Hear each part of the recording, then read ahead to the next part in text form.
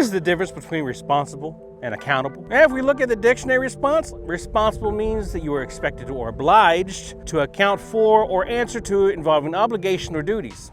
Accountable, though, that is defined as being responsible, liable, legally bound, or subject to giving an account for explanation.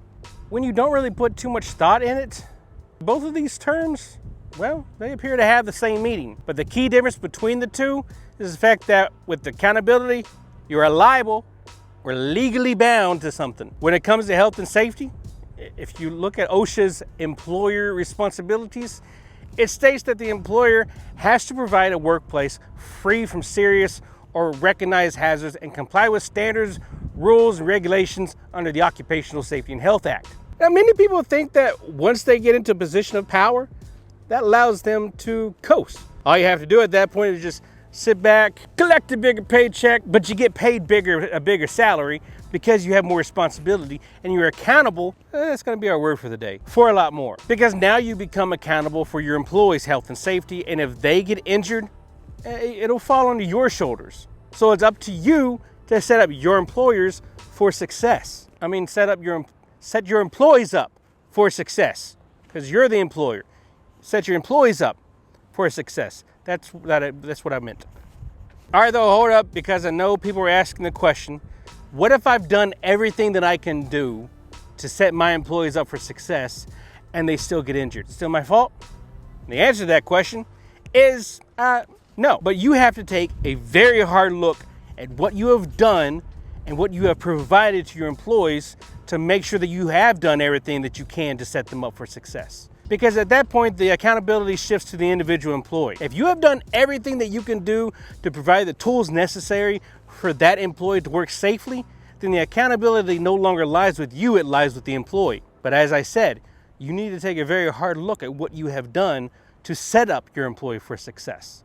Because if you don't, trust me when I say this, if the injury is bad enough, other people will. Such as asking yourself, did you give them the adequate training they needed to understand the job they were set to perform? Did you make sure they had the right tools for the job and that they were in safe working condition for the task? Have you as the employer set the tone for the workplace having a positive safety culture? Because to be quite honest with you, that's the kicker that most supervisors do not understand. I've said this in a couple other videos, so I'm just gonna play the clip real quick. Well, we can't be everywhere at once. I can't be holding their hand when I have to be other places doing either paperwork or sitting in on one of these ridiculous meetings that they make us attend. So that's a very real argument though. The foreman, the general foreman, the supervisor can't be in the workplace at all times. But the times that you are out in the field, you can be the shining light for safety and lead by example.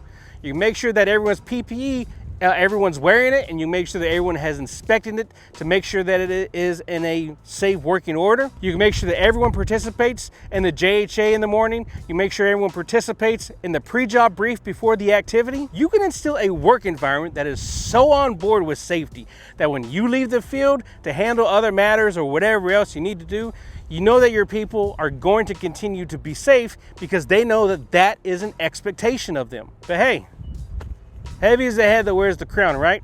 Because if you fail to be an example to those who are working for you and they get injured, or you fail to set up your employees for success and they get injured, the accountability, well, it's gonna fall to you. If the injury or incident is bad enough, in the US, OSHA is gonna come after you. In the UK, the HSC executive is gonna come after you.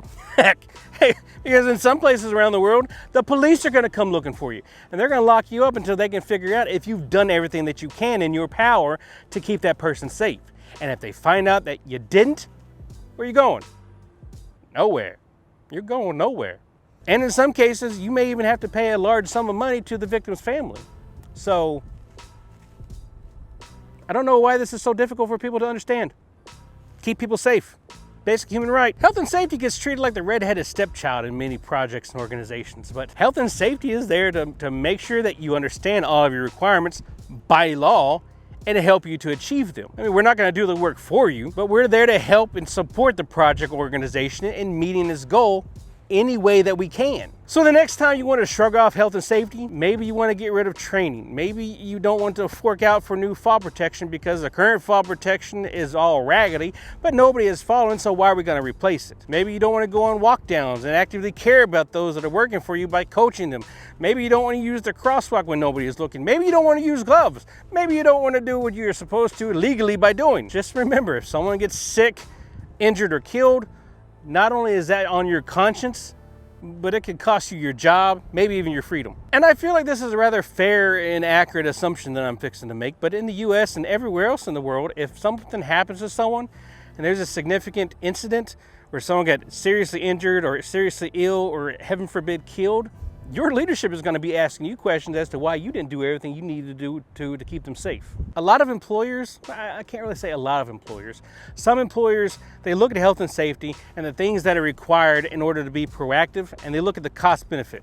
Why would we spend all this money on this stuff, whether it be personal protective equipment or training materials or economical benefits? I don't think that's a word. I didn't mean to say that. But if we look at the cost of the average lost time incident, it's typically $7,500. But the cost doesn't stop with workers' compensation claims, replacement of broken pieces or of equipment.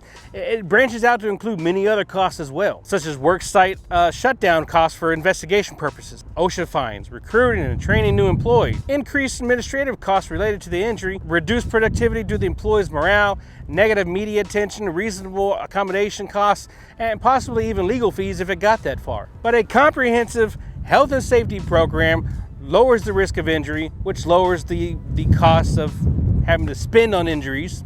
Even if your company or the industry that you work in, even if they might have fewer safety risks or fewer incidents or injuries, a focus on prevention is always worth the effort. It can save lives, and it can also reduce the damaging effect on the company's budget and even reputation. And let's face it, if you do what you can to make your employees happy by letting them feel that their health and safety is important, guess what? You're going to get more out of them.